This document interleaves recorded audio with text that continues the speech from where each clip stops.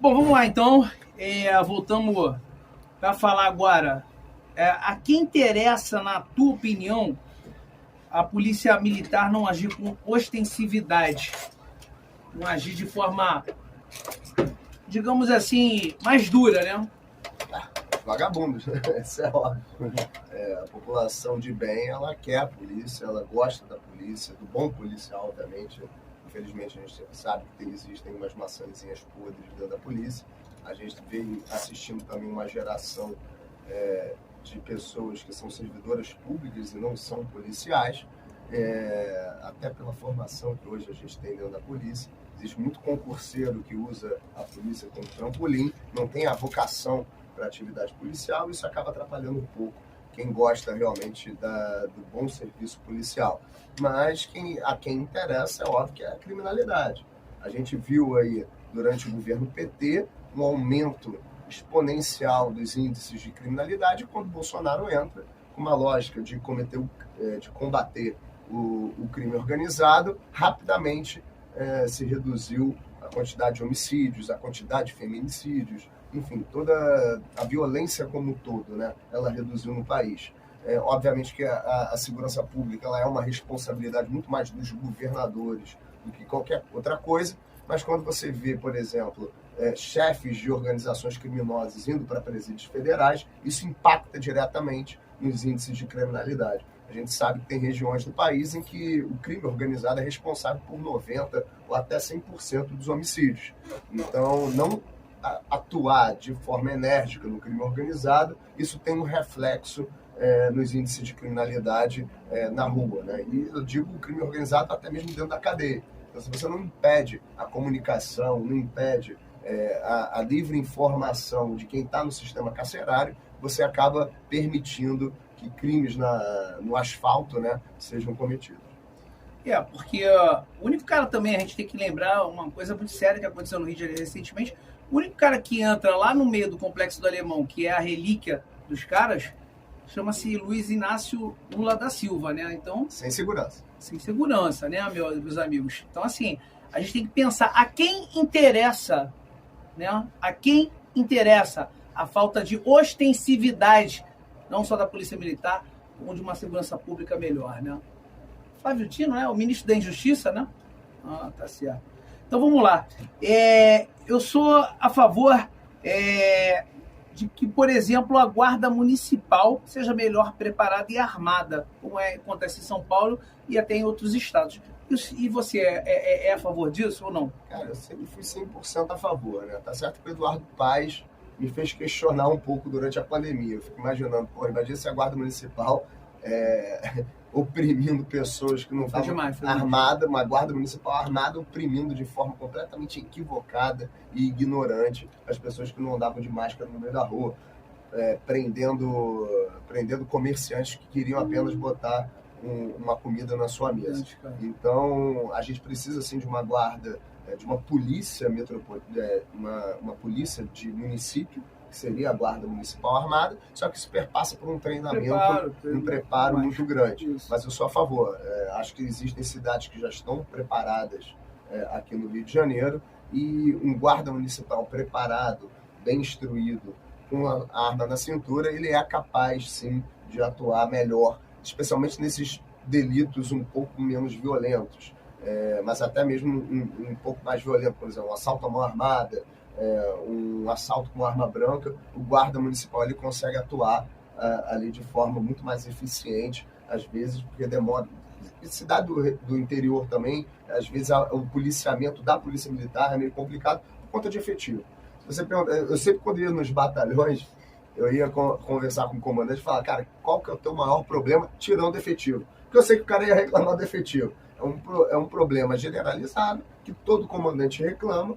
Então, assim, e esse eu não vou conseguir resolver. Então, me traz os outros problemas para a gente tentar trabalhar em cima deles e trazer um pouco de condição para que vocês possam exercer o seu serviço. Inclusive, teve aqui recentemente um grande abraço para você, Marco Pereira. Marco Pereira, ele é comandante da Guarda Municipal aqui do lado aqui do São Bódromo aqui, tá certo? Teve aqui falando sobre isso, perguntei também, ele também concorda, ele acha que deveria ser... Claro, como tu falou, foi muita barbárie que aconteceu aí na pandemia, mas a mão do senhor Eduardo Paes, né, também, né, ninguém faz isso assim porque quer fazer. Existe um mando arbitrário, né, por trás. Mas eu ainda creio que, na minha opinião, não há essa continuidade de falar, pô, vamos melhor preparar, vamos armar o guarda municipal, talvez até por uma política entre políticos e alta cúpula da PM, ou não? Não, acho que pelo que eu converso com a PM, assim, eles querem. Eles querem? Querem. Mesmo que os altos comandos... Nunca tive nenhuma opinião contrária ao armamento, não. Assim, pelo menos para mim, né? Nunca falaram, não, eu sou contra. Existe, especialmente se você conversar com os comandantes de batalhão, muita gente ali que é totalmente a favor. Fala, cara, vai me desafogar. Contingente, não? Ao invés de você ficar botando, por exemplo, polícia para policiar assalto de mendigo com faca, com não sei o que, a guarda municipal vai lá e faz. Você não vai botar o guarda municipal para subir a Vila Cruzeiro. Não, claro que não. Você não vai botar o guarda municipal para entrar mesmo, no complexo de Israel. Mas, porra, dentro de uma Nossa Senhora de Copacabana, claro. Uma guarda municipal armada consegue fazer um bom trabalho. E foi o que o Marco Pereira falou aqui pra gente. Ele falou assim, pô, a gente muitas vezes sem arma, né? Claro, eles têm a arma de choque e tudo mais, tem o cacetete e tal, mas eles também são treinados para mobilizar e tudo mais. Eles fazem muitas apreensões assim e acabam conduzindo, né? Também pequenos infratores, né? Então eu acho que eu também penso isso. Então com essa resposta, eu fiz essa pergunta realmente propositalmente, porque para mim, eu creio realmente que com essa resposta tua, o interesse é político. Com certeza. Eu te dou um exemplo. Mesquita, trabalhei muito para que a guarda seja armada, né? Está em vias de ser, já está bem estruturada, existe lá uma vontade tanto do prefeito como também do comandante da guarda municipal, e eu acho que deve sair, assim, em breve a guarda municipal de Mesquita deve... Primeiro que a capital. Provável. Mas olha só, já me falaram que o Eduardo ele tem vontade de armar a guarda. Já me falaram isso. Só que até viabilizar isso, o Rio de Janeiro, se fosse um estado ainda, se fosse o estado da Guanabara, seria o 5º maior estado do Brasil. Então, a realidade do Rio de Janeiro ela é muito complexa, da cidade do Rio de Janeiro. Mas o que me confessaram foi que o Eduardo tem vontade sim de armar agora. Que bom. Vamos esperar, né? Alguma coisa boa desse cara aí. Porque, meu Deus do céu, tá difícil, hein? Eduardo Paes, tá difícil alguma coisa boa sua, hein? Olha só, a gente agora é o momento da propaganda, né? O momento do business. Eu quero falar, claro, do meu grande parceiro e grande amigo, o Carlos. Celebridade, motopeças e borracharia. O melhor da região central do Rio. Fica na região do Rio Comprido, na rua Aristides Lobo, 219. Pensou peças para sua moto? Pensou borracharia em termos de moto? Pensou, claro, celebridade, motopeças e borracharia, rua Aristides Lobo, 219, Rio Comprido, região central do Rio. Olha, aberto todos os dias, das 8 às 18 horas, e aos domingos, o único aberto aos domingos, o único, das 9 às 14 horas. O telefone para contato, para você fazer um orçamento, olha, é o 979-38-6316. 979-38-6316. Fala com o Carlos, que você viu aqui no canal Daniel Dias, que ele vai fazer uma revisão especial para você num precinho, olha, extraordinário. Celebridade, motopeças e borracharia. Olha, deveríamos, na tua opinião, né, ter políticos mais destemidos, como você mesmo se mostra ser um, né, porque mesmo você hoje não tendo se reelegido, você, com certeza, é um cara que não tem papa na língua, e isso já é o princípio de um cara destemido, é um cara que não tem medo, é um cara que vai para cima mesmo do problema. Mas deveríamos ter políticos, porque, olha, eu conheci o Roberto Monteiro, ele me deu uma entrevista, antes de ser deputado federal, nos tornamos amigos, me chamou no aniversário de 40 anos com a dona Margarete Monteiro, pai e mãe de Gabriel Monteiro, e acabei conhecendo o Gabriel Monteiro e a família na íntegra, né, na intimidade, lá na casa de Gabriel. E aí eu vi realmente que a família era uma família séria e tal.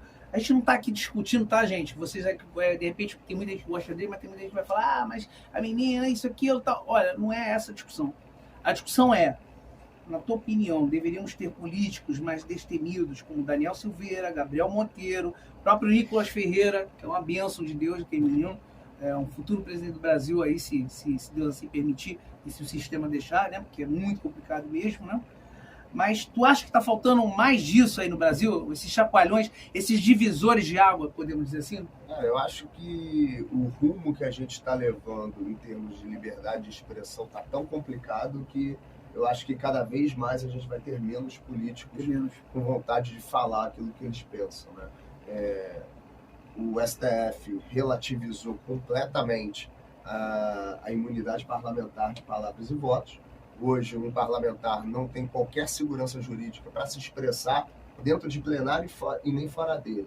Então, eu advogo muito que a Constituição trata a liberdade de palavras e votos de um parlamentar como uma imunidade absoluta. Ela não pode ser relativizada. Não pode ser relativizada nem pela quebra de decoro, que é ainda mais absurda, porque a quebra de decoro ela pode estar viciada pela disputa política. Por que um deputado de esquerda vai poder me condenar por uma quebra de decoro, por aquilo que eu falei, sendo que, obviamente, ele vai se sentir ofendido por praticamente tudo que eu falar?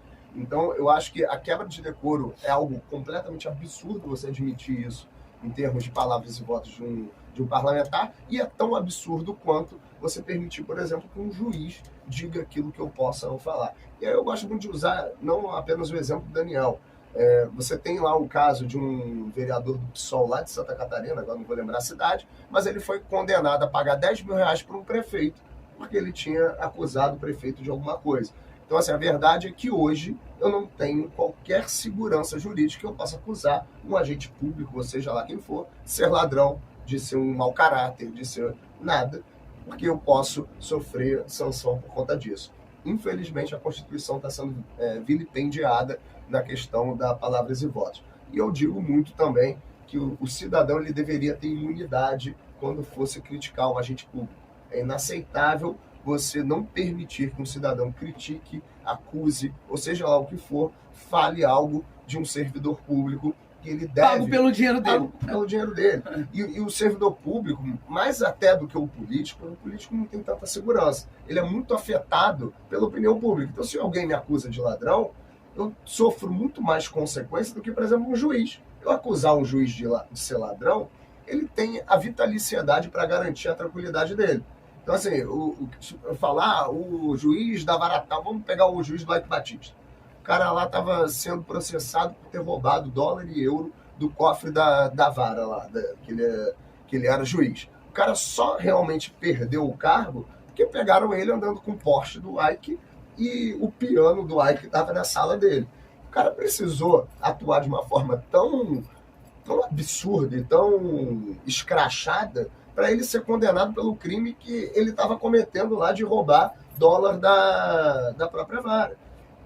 Então, assim, a segurança de um agente público, seja pela estabilidade, seja pela vitaliciedade, ela é gigantesca. Então, não tem qualquer cabimento um sujeito desse ter qualquer direito em termos de uma acusação, ainda que seja falsa, porque ele tem um resguardo institucional muito grande. Então, você tem que dar liberdade para as pessoas questionarem, inclusive, a idoneidade desse agente público. Se a gente não tem essa liberdade dentro da nossa sociedade, fica claro que existe uma casta de segunda categoria, que são os pagadores de impostos. Você tem, hoje, uma luta de classe muito evidente entre os agentes públicos que compõem a elite do serviço público, do estamento burocrático, e quem paga a conta, que é o cidadão, que só tem muita obrigação e pouquíssimas liberdades, pouquíssimos direitos. E a pandemia deixou muito claro que a gente não tem direito. A gente tem meras concessões, que um agente público, por conta de uma opinião política dele, pode chegar lá e caçar. Inclusive, sob o argumento tosco, o Eduardo Paes usou esse argumento, ele disse: eu vou te manter em casa pelo seu próprio bem. Meu amigo, quem é Eduardo Paes para dizer o que eu posso ou não fazer, o que é melhor ou pior para mim? Então, infelizmente, a gente tem hoje uma lógica em que o pagador de imposto é um cidadão de segunda categoria. O Eduardo Paes, ele é aquele que matou 3 pessoas na Tim Maia. Esse é o Eduardo Paes, tá bom? Só para emendar o que ele está falando. Quem é Eduardo Paes? Eduardo Paes é o que matou 3 pessoas. Quem é do Rio de Janeiro sabe que o arrebento em São Conrado é enorme, em ondas, que quando realmente ali o negócio fica nebuloso ali, as ondas realmente arrebentam forte, e com certeza aquela obra iria cair uma hora, né? Ali era a tragédia anunciada. E aí o cara faz uma obra ali para poder aparecer, e aí as pessoas morrem, e aí reelegem o mesmo, né? Não dá para entender muito bem também ficar reelegendo esse tipo de cara aí, né? A gente tem que aprender a votar, né? Agora, realmente, estão preparando o terreno, cada vez mais estão preparando o terreno para o político ficar amedrontado, né? Para ele começar a falar, puxa, se eu falar, eu vou ser preso, é tornozeleira, é Daniel Silveira, a gente vai pensar, né? É Gabriel Monteiro, que é perseguido, que é isso, que é aquilo. Porque, olha, meus amigos, bateu no sistema, levou com vontade, hein? Levou com vontade aqui no Brasil. O negócio aqui é sinistro, não é mole não.